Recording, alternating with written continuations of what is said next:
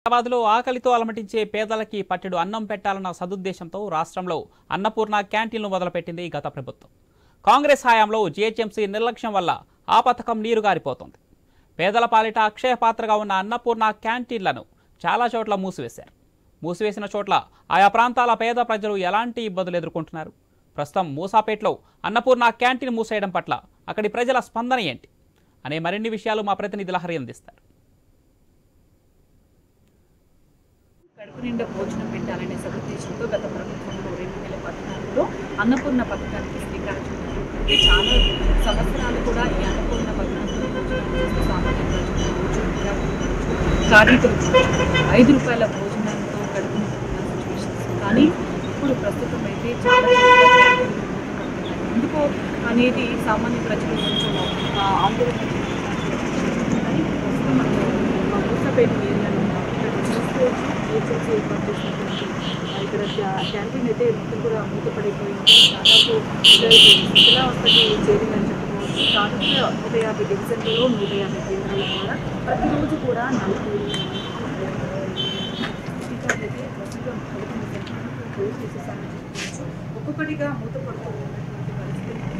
ఈ 11 సెంటర్లు ఏవైతే ఉన్నాయో ఖైరతాబాద్, సికింద్రాబాద్, చార్మినార్, సేలింపల్లి, ఎల్బీ నగర్, కుక్కట్పల్లి, జోలిపల్లి అయితే 11 సెంటర్లు క్లోజ్ చేసి ఇలా క్లోజ్ చేసినటువంటి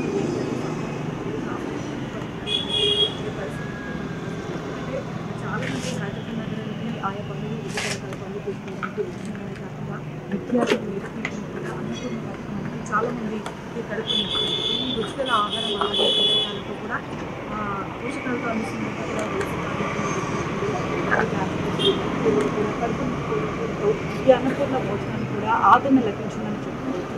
సో 32 అన్నపూర్ణ క్యాంటీన్లలో సిటీలు ఏర్పాటు చేసుకున్న అప్పుడు ప్రైవేటు భోజనశాలలకు ఏమాత్రం కూడా తీసుకోకుండా కేంద్రాలను ఏర్పాటు చేశారు గత ప్రభుత్వం. అయితే ప్రస్తుతం అయితే అన్ని సకల సదుపాయాలు కల్పిస్తూ కూడా ఆకలి తీర్చడమే కాకుండా సంతృప్తిగా భోజనం చేసామన్న అనుభూతి కూడా చాలామంది నిరుద్యోగులు కావచ్చు, ఉద్యోగం చేస్తున్న చాలామంది కూడా విద్యార్థులు కూడా చాలా హ్యాపీగా ఫీల్ అయినటువంటి పరిస్థితి. కానీ ప్రస్తుతం జీహెచ్ఎంసీ పరిధిలోని 18 ప్రభుత్వ పెద్ద ఆసుపత్రులకు అలాగే 17 వైద్యశాలల్లో కూడా ₹5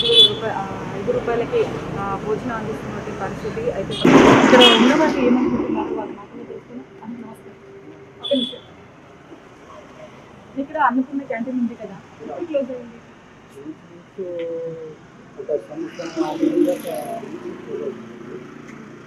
నుంచి మన కృష్ణారావు ఎమ్మెల్యే గారికి కూడా కంప్లైంట్ ఇవ్వడం జరిగింది. మళ్ళా టీఆర్ఎస్ కార్పొరేటర్ కూడా చెప్పుకోవడం జరిగింది. ఎవరు పట్టించుకోలేదు.